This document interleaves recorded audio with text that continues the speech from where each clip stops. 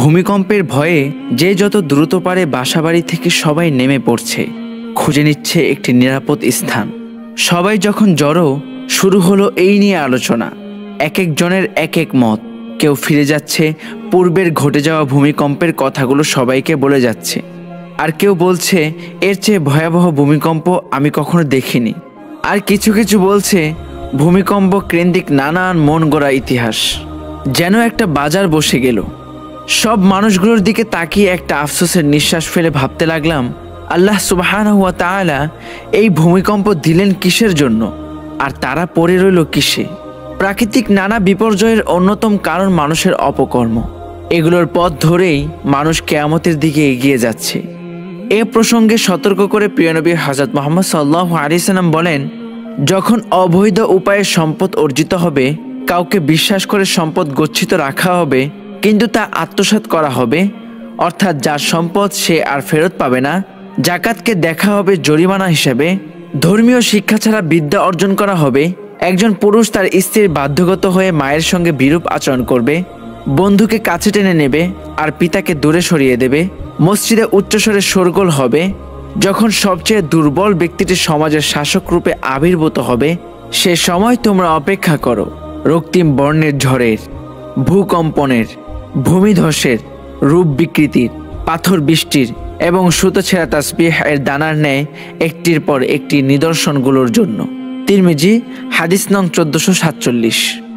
এই হাদিসটা আমাদের আজকের বাস্তব চিত্রের প্রতি আঙ্গুল দিয়ে দেখিয়ে দিচ্ছে এই ভূমিকম্পের কারণ কি। একটা বিষয়ে ভেসে আসছে আমাদের অপকর্ম। ভূমিকম্প বিষয়ে পবিত্র কোরআনের জিলজাল নামে স্বতন্ত্র একটি সূরা নাজিল করা হয়েছে। সাধারণত তিনটি কারণে ভূমিকম্পের উৎপত্তি হয়ে থাকে। ভূপৃষ্ঠজনিত, আগ্নেয়গিরিজনিত ও শিলাচ্যুতিজনিত কারণে ভূমিকম্প হয়। মহান আল্লাহ বলেন, আমি ভয় দেখানোর জন্যই তাদের কাছে আযাবের নিদর্শনগুলো পাঠাই। সূরা বনী ইসরাঈল আয়াত নং 59। আল্লাহ তাআলা আরও বলেন, বলে দাও আল্লাহ তোমাদের উপর থেকে অথবা তোমাদের পায়ের নিচ থেকে আযাব পাঠাতে সক্ষম। সূরা আনআম আয়াত নং 65। মানুষের কর্মকুশলতা পরীক্ষার জন্য মহান আল্লাহ সৃষ্টি করেছেন জীবন ও মৃত্যু। সূরা মুলকের সূচনায় আছে খলাকাল মাউতা ওয়াল হায়াত, অর্থাৎ আল্লাহ জীবনের আগেই মৃত্যু সৃষ্টি করেছেন। আল্লাহ মানুষকে পরীক্ষা করেন নানাভাবে। মানুষ অনিবার্য কিয়ামতের দিকে ধাবিত হচ্ছে, যা এক মহাপ্রলয়নকারী ভূমিকম্প। ইরশাদ হয়েছে, পৃথিবী ভীষণভাবে উঠিবে কাঁপিয়া, ভিতরের বোঝা দেবে বের করিয়া, মানুষ বলিবে তখন কি হলো, ইহার ব্যক্ত করিবে খবর যাবতীয় তার।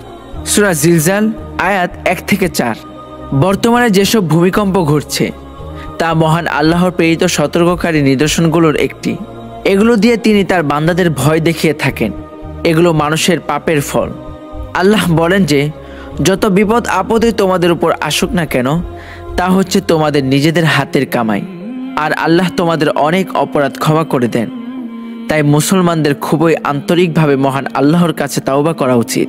মহান আল্লাহ বলেন, যদি জনপদের মানুষগুলো ঈমান আনত এবং আল্লাহকে ভয় করত, তাহলে আমি তাদের উপর আসমান জমিনের যাবতীয় বরকতের দোয়ার খুলে দিতাম, কিন্তু তারা আমার নবীকেই মিথ্যা প্রতিপন্ন করেছে, সুতরাং তাদের কৃতকর্মের জন্য আমি তাদের পাকড়াও করলাম।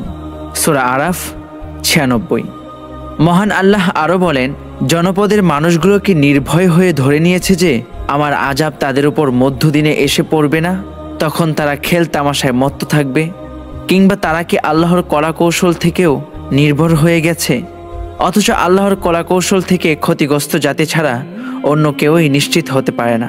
সূরা আরাফ 98 থেকে 99। আল্লামা ইবনু কাইয়ুম রাহিমাহুল্লাহ বলেন, মহান আল্লাহ কখনো কখনো পৃথিবীকে জীবন্ত হয়ে ওঠার অনুমতি দেন, যার ফলে তখন বড় ধরনের ভূমিকম্প হয়।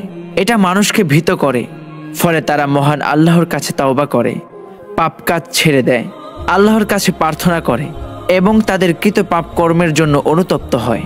তাই যখন কোথাও ভূমিকম্প হয় অথবা সূর্যগ্রহণ হয় কিংবা ঝড়ো বাতাস বা বন্যা হয়, তখন মানুষের উচিত মহান আল্লাহর কাছে অতি দ্রুত তাওবা করা, তার কাছে নিরাপত্তার জন্য দোয়া করা, মহান আল্লাহকে বেশি বেশি স্মরণ করা এবং ক্ষমা প্রার্থনা করা। রাসূলুল্লাহ সাল্লাল্লাহু আলাইহি ওয়াসাল্লাম সূর্যগ্রহণ সম্পর্কে বলেছেন, যদি তুমি এমন কিছু দেখে থাকো, তখন দ্রুততার সঙ্গে মহান আল্লাহকে স্মরণ করো তার কাছে ক্ষমা প্রার্থনা করো। বুখারী ও মুসলিম। প্রাকৃতিক দুর্যোগের কবল থেকে মুক্তির জন্য দরিদ্র ও মিসকিনদের প্রতি দয়া প্রদর্শন করা এবং তাদের দান করা উচিত। কেননা রাসূল সাল্লাল্লাহু আলাইহি ওয়াসাল্লাম বলেছেন, দয়া প্রদর্শন করো, তোমার প্রতি দয়া প্রদর্শন করা হবে। মুসনাদে আহমদ। বর্ণিত আছে, যখন কোনো ভূমিকম্প হতো, ওমর ইবনে আব্দুল আজিজ রাহিমাহুল্লাহ তার গভর্নরদের দান করার কথা লিখে চিঠি লিখতেন। আরও একটি গুরুত্বপূর্ণ বিষয় আছে যা মানুষকে বিপর্যয় থেকে নিরাপদে রাখে, আর তা হলো যথাসাধ্য সমাজে প্রচলিত জিনা, ব্যভিচার, অন্যায়, অবিচার রোধ করা। হাদিস শরীফে এসেছে, সমাজে ব্যভিচার বেড়ে গেলে ভূমিকম্প হয়।